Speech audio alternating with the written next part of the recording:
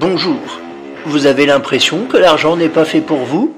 Vous voulez optimiser votre budget et vos dépenses? Vous êtes souvent à découvert et vous souhaitez améliorer votre vision et votre gestion de l'argent?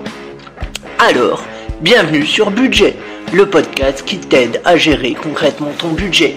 Définition, réflexion, technique, je vais vous donner mes clés pour dépasser vos croyances limitantes liées à l'argent et pour optimiser votre budget. N'hésitez pas à vous abonner et à partager ce podcast. Mais on va voir ensemble que c'est loin d'être chiant et que c'est même vital. Je vous explique. Dans les podcasts précédents, on avait vu comment se fixer des objectifs et notamment des objectifs SMART, donc spécifiques, mesurables, patati patata, évaluables, réévaluables, etc., etc. Mais ces objectifs ne servent à rien s'ils sont pris en tant que tels. Je m'explique. Vous pouvez vous fixer tous les objectifs du monde. Si vous ne vous donnez pas les moyens d'accéder à ces objectifs, vous n'arriverez pas à les atteindre. Je vous donne un exemple tout simple. J'ai pour objectif de me lever à 7 heures tous les matins. Voilà, ça c'est mon objectif. Il est smart, il est mesurable et compagnie. Voilà. Mais moi ce qui m'intéresse, c'est quels sont les moyens que vous allez vous donner pour atteindre cet objectif. Qu'est-ce que vous allez mettre en place? Ça va être de dire peut-être que si je veux me lever à 7 heures tous les matins, faut peut-être que je me couche plus tôt. Faut peut-être que je fasse de la méditation avant de dormir, par exemple, pour bien dormir, pour bien récupérer. Bon, ça marcherait mieux, c'est avec 4 heures du matin en vrai, mais peu importe, mettez l'heure que vous voulez. Ce que je veux vous faire comprendre, c'est que pour répondre aux objectifs, il y a un système à mettre en place et c'est ce qu'on va voir, dans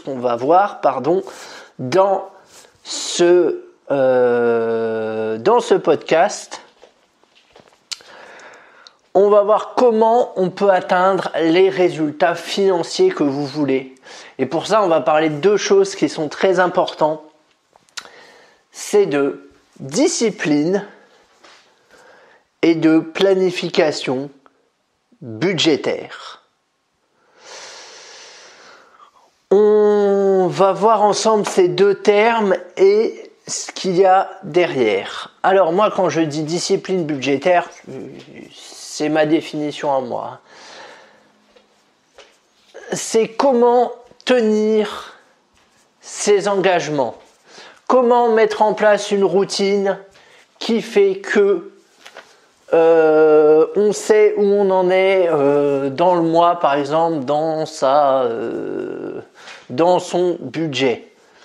Voilà, c'est un peu ça qu'on va étudier ensemble. Qu'est-ce qui fait aussi qu'on va pas recraquer, qu'on va contrôler ses émotions. Le contrôle des émotions est très important dans la gestion de l'argent. Vraiment, c'est quelque chose de fondamental.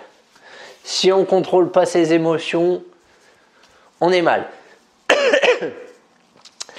Et de l'autre côté, il y a la planification budgétaire où là, ça fait appel à notre vision de l'avenir, comment on voit les choses, est-ce qu'on a des gros projets à financer, voilà, ce genre de choses, sachant que les deux vont ensemble, hein, discipline et planification budgétaire, ça va vraiment ensemble. Je vais essayer de vous expliquer comment y arriver. Alors je sais que j'en ai déjà parlé dans un précédent podcast, mais la pédagogie est une affaire de répétition, comme on dit. Donc je le répète, je vais essayer d'utiliser des situations différentes, des mots différents, voilà, de jouer un peu là-dessus pour que ça parle vraiment au plus grand nombre, parce que c'est très important. Alors, déjà dans un premier temps, comme je vous l'ai déjà dit, faut sortir la tête de l'eau. Faut arrêter de se voiler la face. Je ferai un podcast aussi sur la responsabilité plus tard qui sera fortement intéressant. Mais faut arrêter de se voiler la face. quelle que soit votre situation financière, vous devez vous poser pour regarder vos comptes et votre situation financière. Même si c'est compliqué pour vous, même si vous avez peur, même si ça vous demande beaucoup d'efforts, voilà, même si vous êtes dans une situation catastrophique. De toute façon, le fait de ne pas regarder, ça ne peut pas améliorer votre situation. Je pense qu'on est d'accord là-dessus. Donc au pire, ça l'aggrave. Et ça, c'est pas bien. Parce qu'après, c'est ça qui vous fait des blocages. C'est ça qui vous dit que vous serez jamais riche, que vous ne méritez pas votre argent. Regarde, c'est là cette petite voix qui vous dit, regarde, t'es même pas déjà foutu de gérer tes 1500 € et tu veux en gagner 3000, mais fais-moi rire. Hein, on l'a tous entendu cette voix-là.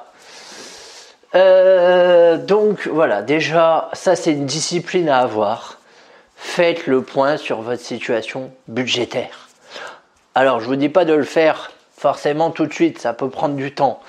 Mais voilà, petit à petit, là aussi, fixez-vous des objectifs pour petit à petit aller vers ça et avoir une vision globale de votre situation financière. C'est très, très, très, très important.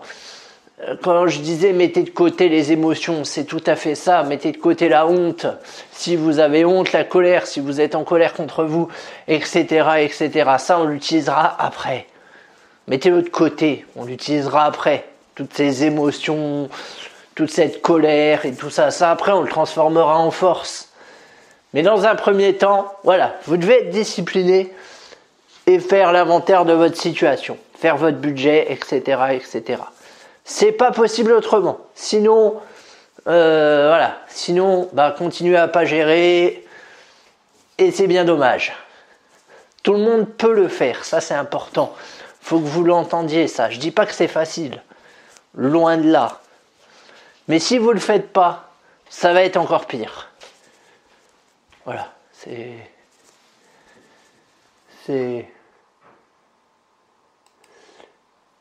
assez simple, je pense, et assez clair. Donc l'idée du système, idéalement,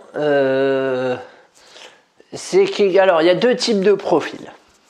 Il y a des personnes qui vont avoir besoin de regarder tous les jours leur compte et de checker au fur et à mesure que tout se passe bien. Tout à fait mon type de profil. Moi, je regarde mon compte tous les 2 jours, même si ça sert à rien, parce que dans les faits, ça ne me sert pas à grand chose, mais j'en ai besoin. Et il y a des gens qui, eux, vont être un peu plus tranquillisés en ne regardant pas, justement. Et c'est ok, j'ai envie de dire, vous pouvez vous faire un système. Excusez-moi, je bois en même temps.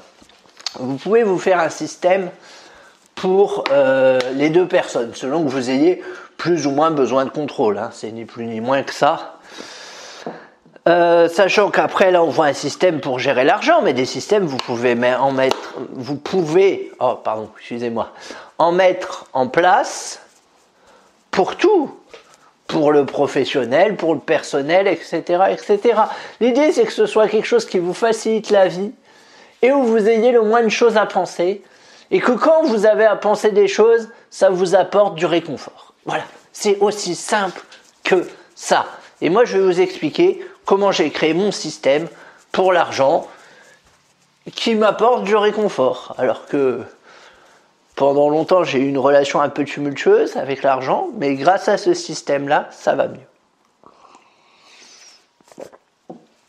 Je vous explique comment je fais.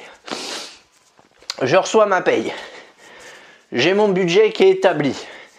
J'ai noté sur une feuille, sur 2 feuilles Bristol, côté recto uniquement, pas verso, les dépenses du mois. Ce qui fait que je sais où je vais. J'ai noté sur un post-it les dépenses du mois perso, parce que c'est 2 comptes différents. Voilà, ce qui fait que je sais aussi à peu près où je vais. Et quand mon salaire tombe, je prends mon salaire, je fais moins toutes les dépenses. Tac, tac, tac, tac, tac, tac. Donc ça, dès que le salaire tombe, j'attends pas. Et ensuite, je vire la différence, donc ce qui me reste une fois que les dépenses sont tombées, en laissant un matelas de sécurité compris entre 30 et 50 euros. Voilà, au cas où, on ne sait jamais. C'est toujours bien d'avoir un petit matelas de sécurité. Et je vire le reste. Quelle que soit la somme, je vire le reste.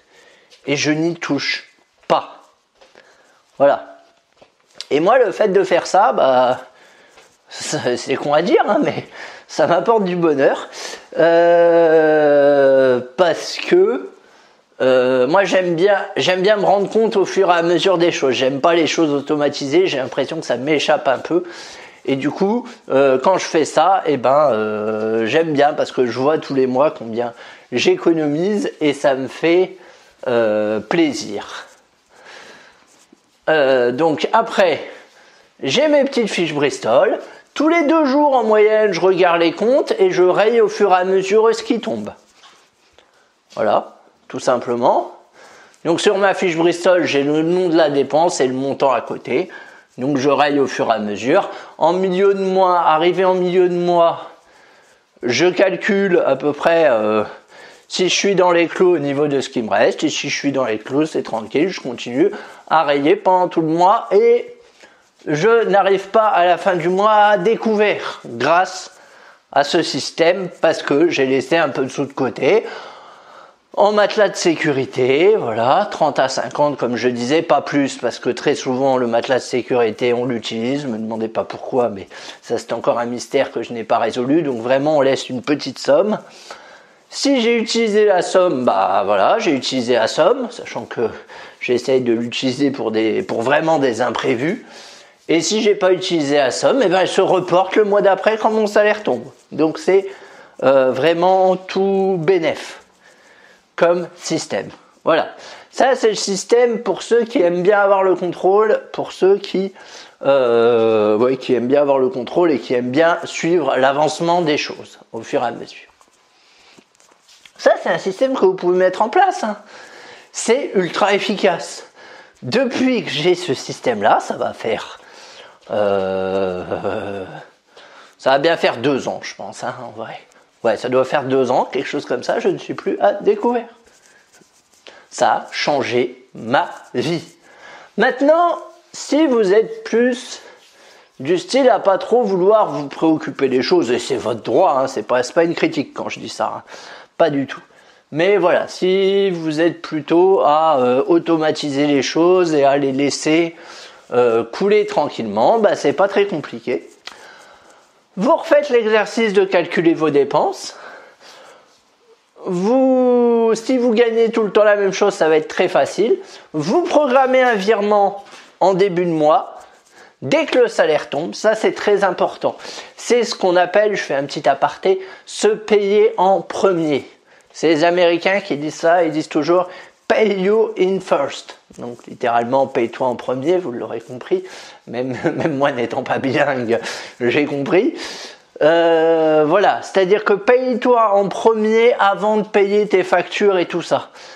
Parce que c'est vraiment à toi que tu dois accorder de l'importance plus qu'à tes factures. Ça c'est ce que sous-tend la mentalité américaine que pour le coup dans cet esprit-là j'aime beaucoup. C'est ça, c'est fais-toi passer avant tes factures. Pay you in first. Voilà, donc petit disclaimer off. Donc vous faites le total de vos dépenses, vos recettes, vous soustrayez le tout, vous faites un virement automatique dès que votre salaire tombe. Si votre salaire tombe le 26, vous faites un virement le 27 de la somme qui correspond voilà de la somme, de la différence entre, je vais y arriver, hein, excusez-moi, c'est un peu galère aujourd'hui, entre les dépenses et les recettes, et vous faites un virement automatique, vous vous en occupez pas, l'argent disparaît de votre compte, c'est comme si vous ne l'avez pas eu, à la différence près qu'il se retrouve sur un autre compte. Voilà, ça c'est très important d'avoir un compte épargne, vous l'aurez compris également. Alors ça peut être un LDD, ça peut être un livret A, on s'en fiche, voilà, mais il faut avoir un compte.